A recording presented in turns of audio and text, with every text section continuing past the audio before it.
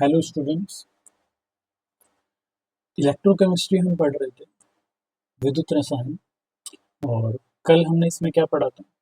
एक तो हमने इसमें पढ़ा था ओम का नियम, और उसके आगे हमने पढ़ा था इसमें चालकत्व, कंडक्टेंस के बारे में।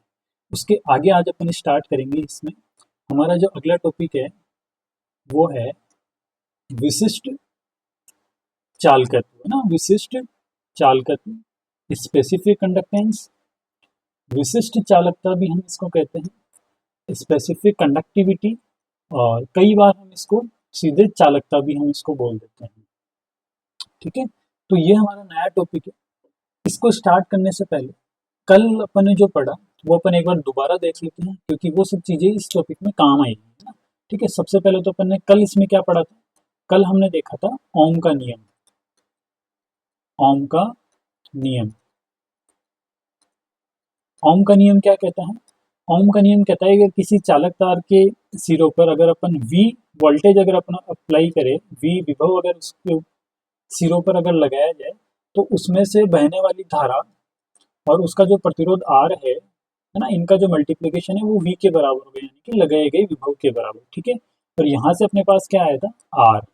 R यानी कि उस चालक तार का प्रतिरोध। ठीक है, फिर मैंने आपको एक बात कही थी कि जो ओम का नियम है ये ना सिर्फ चालक तारों पर लागू होता है, ये आयनिक चालकता के लिए भी लागू होता है। आयनिक चालकता मतलब किसी विद्युत अपघट्य की चालकता। तो R जो ओम के नियम से किसी चालक तार के लिए आता है, ये सेम किसी विद्युत अपघट्य के लिए भी ये बिल्कुल सेम रहेगा, यानी कि इस नियम को अपन वहां पर भी अप्लाई कर सकते हैं। ठीक है, तो अगर अपन देखें, मान लो कि कोई चालक तार है और उस चालक तार का कोई ना कोई प्रतिरोध होगा, या फिर अपन कहे कि कोई विद्युत अपघट्य है हमारे पास, है ना। तो उस विद्युत अपघट्य का भी कोई ना कोई प्रतिरोध होगा। जब अपन उसमें से करंट पास करेंगे, विद्युत धारा का प्रवाह करेंगे, तो विद्युत धारा में कोई ना कोई रुकावट या जो प्रतिरोध होगा वो उसका प्रतिरोध होगा। ठीक है, उसको अपन उसका रेजिस्टेंस कहेंगे। ओके, अब ये जो रेजिस्टेंस है आर, ये रेजिस्टेंस किस पे डिपेंड करता है ना। ये रेजिस्टेंस डिपेंड करेगा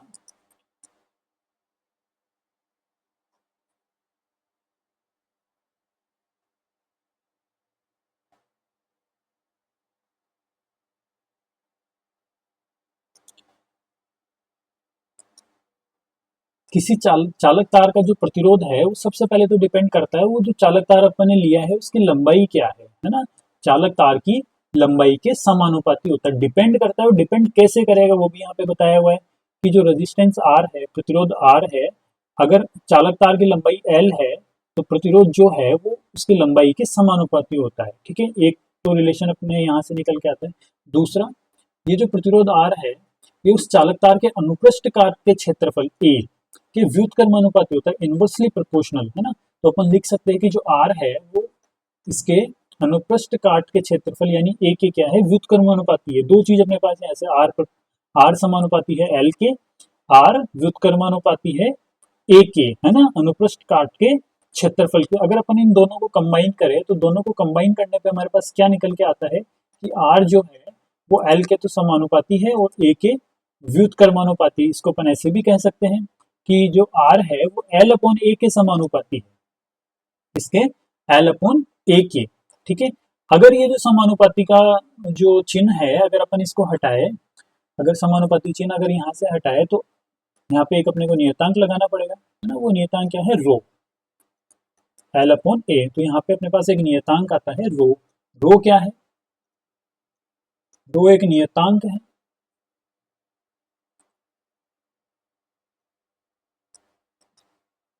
रो हमारे पास एक नियतांक है, कांस्टेंट है। एक कांस्टेंट हमारे पास है रो, है ना। कांस्टेंट तो है लेकिन रो वास्तव में है क्या? रो है प्रतिरोधकता। रो को हम कहते हैं प्रतिरोधकता। ठीक है, रेजिस्टिविटी हम इसको कहेंगे। दूसरा, और इसको अपन और क्या कह सकते हैं? इसको कह सकते हैं विशिष्ट प्रतिरोध। विशिष्ट प्रतिरोध, स्पेसिफिक रेजिस्टेंस हम इसको कहते हैं। ठीक है,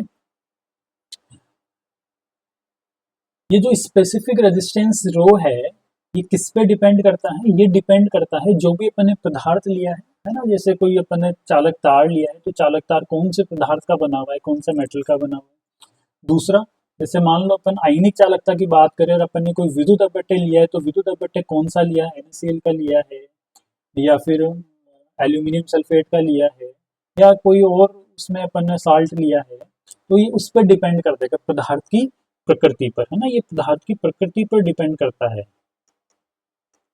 पदार्थ की प्रकृति पर निर्भर करता है, पदार्थ की प्रकृति पर निर्भर करता है। ये तो बात हुई नियतांक रो की, जिसको अपन क्या कहेंगे, प्रतिरोधकता या फिर विशिष्ट प्रतिरोध। अब इसके आगे अगर अपन देखिए,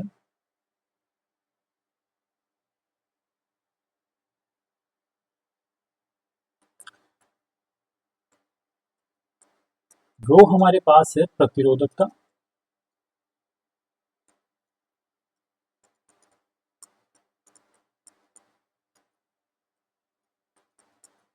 ये जो प्रतिरोधकता है, प्रतिरोधकता के व्युत्क्रम को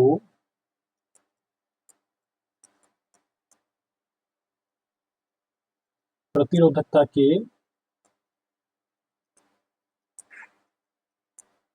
व्युत्क्रम को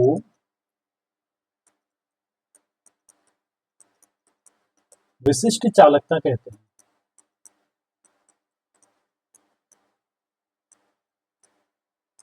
विशिष्ट चालकता ना, यहाँ पे विशिष्ट चालकता, विशिष्ट चालकत्व या फिर चालकता, तीनों ही वर्ड अपन यहाँ पे काम में ले सकते हैं। ठीक है, तो ये जो प्रतिरोधकता हमारे पास आई है रो, इसके व्युत्क्रम को, इसके इनवर्स को अपन क्या कहेंगे, विशिष्ट चालकता। और ये जो विशिष्ट चालकता है, इसको अपन किससे डिनोट करते हैं, किससे प्रदर्शित करते हैं, इसको प्रदर्शित करते हैं कप्पा से। कप्पा, ये इंग्लिश वर्ड के जो है इसके लगभग समान होता है कप्पा। ठीक है, इसको अपन कप्पा से प्रदर्शित करते हैं। तो कप्पा अपन क्या लिख सकते हैं, कप्पा इज इक्वल्स टू 1/रो, है ना, 1/रो। जो प्रतिरोधकता रेजिस्टिविटी है उसका इनवर्स क्या हो गया, कप्पा। ठीक है, इतना आया हमारे पास। अब अगर अपन इसको और ज्यादा इसको डिराइव करना चाहे, तो पहले हमारे पास क्या आया था कि ये रेजिस्टेंस है आर, और रेजिस्टेंस किसके इक्वल है, रो और इंटू एल अपॉन ए। ठीक है, यहाँ से अपने को कप्पा निकालना है तो पहले रो निकालना पड़ेगा, और रो कहाँ से निकालेंगे अपन, इस इक्वेशन से, इस इक्वेशन से अपन रो निकालेंगे। यहाँ से हमें क्या चाहिए, 1/रो चाहिए। तो अपन अगर इस रो को इधर क्रॉस मल्टीप्लाई करें और आर को इस साइड क्रॉस मल्टीप्लाई करें, तो हमारे पास क्या आएगा, हमारे पास आएगा 1/रो इज इक्वल्स टू 1/आर इंटू एल अपॉन ए। ठीक है, इतना आ गया हमारे पास, यानी कि 1/रो किसके इक्वल है, 1/आर और एल अपॉन ए के। तो यहाँ से अपन और क्या कर सकते हैं, 1/रो को अपन क्या लिख सकते हैं, कप्पा। ठीक है, कप्पा इज इक्वल्स टू 1/रो और 1/रो इज इक्वल्स टू 1/आर इंटू एल अपॉन ए। अब इसको अपन और क्या क्या लिख सकते हैं इसको। ठीक है, हम जानते हैं कि 1/आर यानी कि प्रतिरोध का जो व्युत्क्रम है उसको अपन कहते हैं चालकत्व, कंडक्टेंस। ठीक है, तो कप्पा इज इक्वल्स टू अपन क्या लिखेंगे यहाँ पे, सी इंटू एल अपॉन ए। ये हमारे पास एक इक्वेशन निकल के आता है ना। ये फाइनल इक्वेशन है इसका, कि जो विशिष्ट चालकता है वो किसके इक्वल होगा, विशिष्ट चालकता पदार्थ की जो, पदार्थ का जो चालकत्व है सी और एल अपॉन ए के मल्टीप्लीकेशन के बराबर होगा। अब यहाँ से अपन और क्या क्या देख सकते हैं, हम यहाँ से देख सकते हैं कि मान लो कि कोई चालक तार है ना, जिसकी लंबाई क्या है 1 सेंटीमीटर, और उसके अनुप्रस्थ काट का जो क्षेत्रफल है वो कितना है 1 सेंटीमीटर स्क्वायर। मान लिया कि कोई चालक तार अपन ने ले लिया, है ना, 1 सेंटीमीटर का कोई चालक तार अपन ने ले लिया। ठीक है, और उसका जो अनुप्रस्थ काट का जो क्षेत्रफल है वो 1 सेंटीमीटर स्क्वायर है, तो उसका, उसकी विशिष्ट चालकता क्या होगी, है ना। तो यहाँ पे अगर अपन एल की जगह अगर अपन 1 रखिए, 1 पुट करें, और ए की जगह भी अपन 1 सेंटीमीटर स्क्वायर पुट करें, तो कप्पा किसके इक्वल आएगा, कप्पा इक्वल आएगा सी के, यानी कि उसके चालकत्व, उसकी कंडक्टेंस के बराबर। तो अपन क्या कह सकते हैं कि कोई भी जो चालक तार है ना, उसकी विशिष्ट चालकता क्या होगी, उसकी विशिष्ट चालकता होगी, अगर अपन 1 सेंटीमीटर लंबाई का अगर कोई चालक तार ले और उसका अनुप्रस्थ काट का क्षेत्रफल अगर 1 सेंटीमीटर स्क्वायर हो, तो उसकी जो कंडक्टेंस है, उसका जो चालकत्व है वही क्या होगा, उसका विशिष्ट चालकत्व या विशिष्ट चालकता। कुल मिला के अपन ये कह सकते हैं कि एल की जगह 1 पुट करें और ए की जगह 1 पुट करें तो उसकी जो चालकत्व आएगा वही उसका क्या होगा, विशिष्ट चालकत्व। ठीक है, यहाँ से ये बात निकल के आती है। तो दूसरा अपन क्या कह सकते हैं कि यहाँ पे दो चीज काम आई, एक तो लेंथ और ए। मान लो कि हमारे पास कोई विलियन है,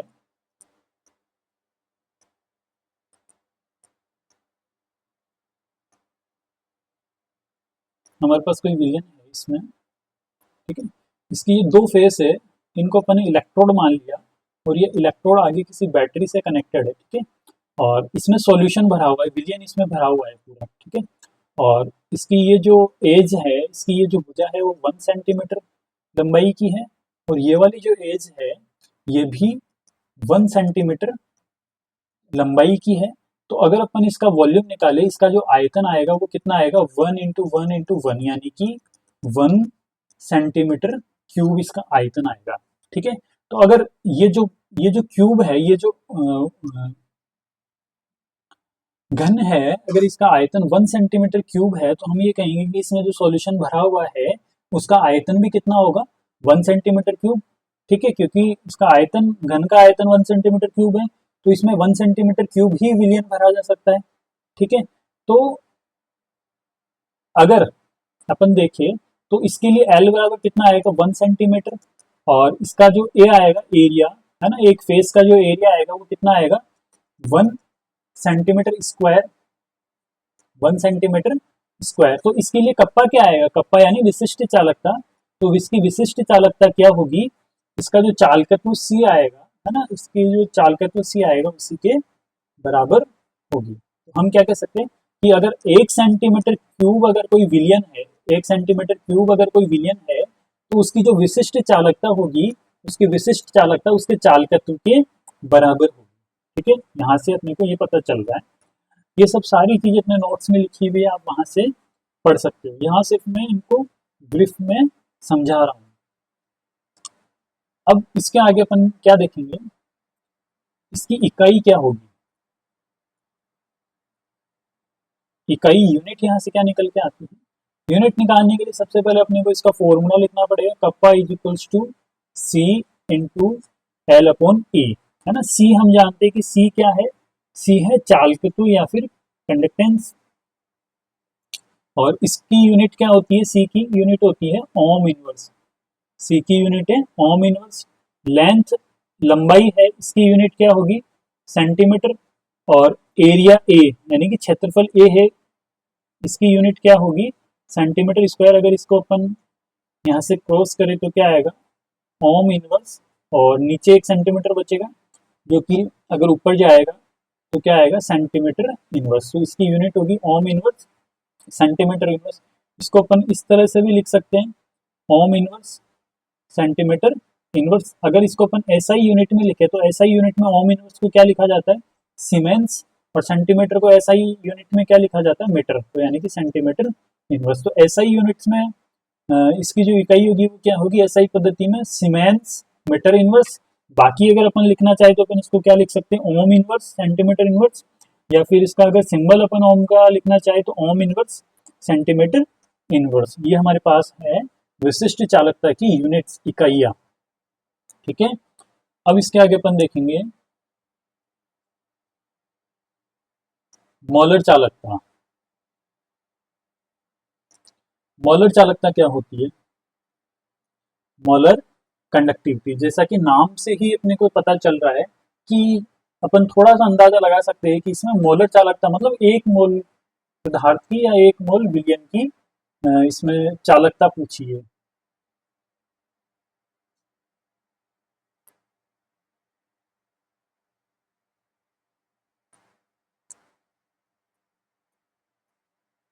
एक मोल पदार्थ, पदार्थ से मेरा मतलब यहाँ पे विद्युत अपव्यय से, इलेक्ट्रोकेमिस्ट्री में अपन विद्युत अपव्यय ही लेके चलते हैं ना।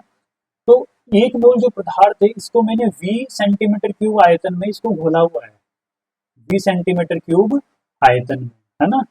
तो कोई भी विलियन है जिसका आयतन कितना है, V सेंटीमीटर क्यूब, किसी विलियन के V सेंटीमीटर क्यूब आयतन में घुले हुए 1 मोल विद्युत अपव्यय की जो चालकता है एक मोल विद्युत अपघट्य की चालकता है, इस चालकता को अपन क्या कहते हैं, मोलर चालकता, यानी कि एक मोल पदार्थ की चालकता, एक मोल विद्युत अपघट्य की चालकता जो कि V आयतन में घुला हुआ है, इसकी चालकता को अपन क्या कहेंगे, मोलर चालकता। ठीक है, ये जो मोलर चालकता है इसको अपन लैम्डा एम से प्रदर्शित करते हैं, लैम्डा एम से इसको प्रदर्शित किया जाता है।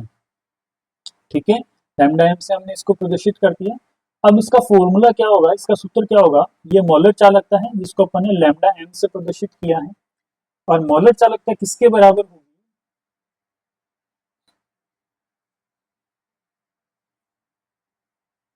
विलियन का विशिष्ट चालकता इंटू विलियन का सेंटीमीटर क्यूब में आयतन जिसमें एक मोल पदार्थ घुला हुआ। मान लो कि एक मोल पदार्थ है विद्युत अपघट्य है जिसको अपन ने 1 सेंटीमीटर क्यूब आयतन में घोला हुआ है, तो इसकी मोलर चालकता क्या होगी, lambda m is equals to kappa into 1, क्योंकि आयतन अपन ने क्या लिया, 1 सेंटीमीटर क्यूब। ठीक है, अगर मान लो अपन इसको 2 सेंटीमीटर क्यूब आयतन में अगर अपन एक मोल पदार्थ को घोले, इसकी जो मोलर चालकता है वो किसके बराबर आएगी, कप्पा इंटू 2। अब अपन और मान सकते हैं कि अगर अपन इसको 3 सेंटीमीटर क्यूब विलियन में एक मोल पदार्थ को घोले तो उसकी चालकता क्या आएगी, कप्पा इंटू 3। ठीक है, पहले 1 सेंटीमीटर क्यूब में घोला, फिर अपन ने 2 सेंटीमीटर क्यूब में इसको घोला, फिर अपन ने 3 सेंटीमीटर क्यूब को खोला। ऐसे करते करते अपन मान सकते हैं कि मान लो है ना, अपन 4, 5, 6 कितना भी सेंटीमीटर क्यूब आयतन अपन विलियन का ले सकते हैं। तो अगर अपन 20 सेंटीमीटर क्यूब में अगर इसको अपन घोले तो इसकी चालकता, मोलर चालकता क्या आएगी, है ना, कप्पा इंटू वी। इसको मैं इधर साइड में अच्छे से लिख लेता हूँ, lambda m is equals to kappa into V. ये हमारे पास फॉर्मूला निकल के आता है सबसे लास्ट में, है ना, कि कोई भी जो एक मोल पदार्थ है अगर वो 20 सेंटीमीटर क्यूब आयतन में घुला हुआ है तो उसकी मोलर चालकता क्या होगी, कप्पा इंटू उसका जो आयतन V है इनके मल्टीप्लीकेशन के बराबर। ठीक है, इतना समझ में आया। ठीक है, अगर अपन सोचे थोड़ा, अपन हमारे दिमाग में ये भी आ रहा होगा कि जरूरी थोड़ी है कि हम जो विद्युत अपघट्य लेके चल रहे वो 1 मोल ही लेके चले। मान लो मैं 2 मोल अगर विद्युत अपघट्य ले लेता हूँ, 3 मोल अगर ले लेता हूँ, 4 मोल, कितना भी ले सकता हूँ, मेरी इच्छा है। ठीक है, तो फिर मोलर चालकता क्या होगी, ये जो फॉर्मूला अपन ने दिया है ये 1 मोल के लिए दिया है, कप्पा इंटू वी क्या है, 1 मोल के लिए, है ना। और अगर अपन 1 मोल से ज्यादा या कम लेके चले तो क्या होगा, तो हम इस फॉर्मूले को मॉडिफाई करते हैं कि lambda m is equals to kappa into 1000 है ना, डिवाइडेड बाय कंसंट्रेशन। और कंसंट्रेशन अपन मोलर चालकता अगर अपन पढ़ रहे हैं तो यहाँ पे कंसंट्रेशन अपन किस में लेंगे, सांद्रता अपन किस में लेंगे, मोलरता में, है ना। तो यहाँ पे अपन लिख सकते हैं कि एम यहाँ पे क्या है, मोलरता। ये फॉर्मूला अपने पास निकल के आता है। ठीक है,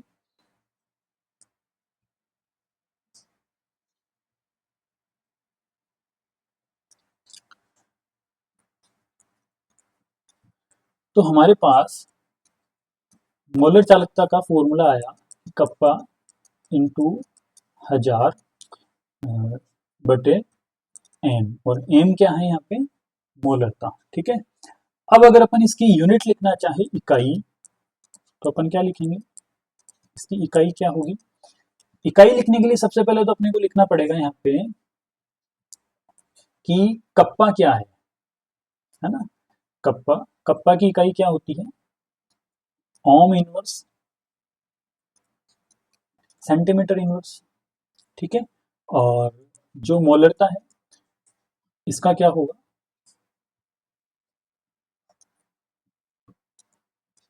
मोल पर सेंटीमीटर क्यूब, मोल पर सेंटीमीटर क्यूब, है ना। तो ये सेंटीमीटर क्यूब तो ऊपर जाएगा, ओम इनवर्स सेंटीमीटर इनवर्स और सेंटीमीटर क्यूब, और ये जो मोल को अपन, जो ये डिनोमिनेटर में है इसको अपन किस टाइप से लिख सकते हैं यहाँ पे, मोल इनवर्स के रूप में। ठीक है, अगर इन दोनों को सॉल्व करें, दोनों सेंटीमीटर इनवर्स है ना, तो इन दोनों को सॉल्व करें तो क्या आएगा यहाँ पे, ओम इनवर्स। ठीक है, सेंटीमीटर स्क्वायर और मोल इनवर्स, ये इसकी यूनिट निकल के आती है। अब इसको अपन किसी भी टाइप में लिख सकते हैं, यहाँ पे इसकी जगह ओम की जगह अपन ओम भी लिख सकते हैं, इसकी जगह अपन महो भी लिख सकते हैं, इसकी जगह अपन सीमेंस भी लिख सकते हैं, तीनों ही अपन यहाँ पे लिख सकते हैं। तो ये इसकी इकाई निकल के आती है, ठीक है।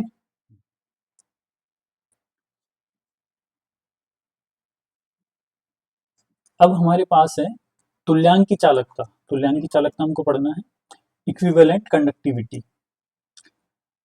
जैसे मोलर चालकता में, मोलर चालकता एक मोल पदार्थ की चालकता थी, वैसे ही तुल्यांक की चालकता क्या है, एक ग्राम इक्विवेलेंट जो पदार्थ है उसकी चालकता को अपन क्या कहेंगे, मोलर चालकता, ठीक है। ये जो 1 ग्राम इक्विवेलेंट जो पदार्थ है, ये पदार्थ 20 सेंटीमीटर क्यूब आयतन में घुला हुआ है। 20 सेंटीमीटर क्यूब आयतन, वी कितना भी हो सकता है, 1 सेंटीमीटर क्यूब या 2 सेंटीमीटर क्यूब, है ना, या 3 सेंटीमीटर। सेंटीमीटर क्यूब का मतलब यहाँ पे ml से है, इसको अपन ml भी कह सकते हैं। किसी विलयन के 20 सेंटीमीटर क्यूब आयतन में घुले हुए एक तुल्यांक विद्युत अपघट्य, वहां पे अपन ने क्या देखा था, 1 मोल पदार्थ या विद्युत अपघट्य। यहाँ पे अपन देख रहे एक तुल्यांक विद्युत अपघट्य है ना, एक तुल्यांक या एक इक्विवेलेंट विद्युत अपघट्य अगर 20 सेंटीमीटर क्यूब आयतन में घुला हुआ है, तो उसकी जो चालकता आएगी, चालकता यानी कप्पा, उसकी जो चालकता आएगी उसी को अपन क्या कहते हैं, तुल्यांक की चालकता, ठीक है। और इसको अपन किससे प्रदर्शित करते हैं, इसको प्रदर्शित करते हैं लैम्डा इक्विवेलेंट से, है ना। जैसा अपन ने वहां देखा था सेम टू सेम, वैसा ही यहाँ पे तुल्यांक की चालकता यहाँ पे है लैम्डा इक्विवेलेंट। और जैसे मान लो अगर अपन 1 सेंटीमीटर क्यूब विलयन लेते हैं जिसमें 1 ग्राम इक्विवेलेंट पदार्थ घुला हुआ है, तो उसकी जो चालकता आएगी, तुल्यांक की चालकता है, वो किसके इक्वल आएगी, कप्पा इंटू 1, ठीक है। और अगर अपन 2 सेंटीमीटर क्यूब ले ले, तो जो तुल्यांक की चालकता है वो 2 गुना हो जाएगी, यानी कि कप्पा इंटू 2, है ना।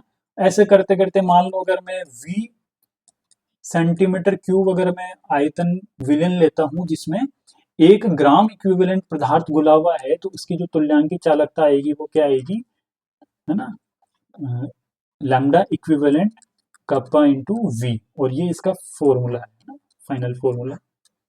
ये जो तुल्यांक की चालकता है वो विशिष्ट चालकता और आयतन के गुणनफल के बराबर होगी, ठीक है। इतना समझ में आया। अब वही बात जो पहले अपन ने की है वही ये है कि अपन पदार्थ या विद्युत अपघट्य जो है वो 1 ग्राम इक्विवेलेंट नहीं लेके अपन ज्यादा भी ले सकते हैं।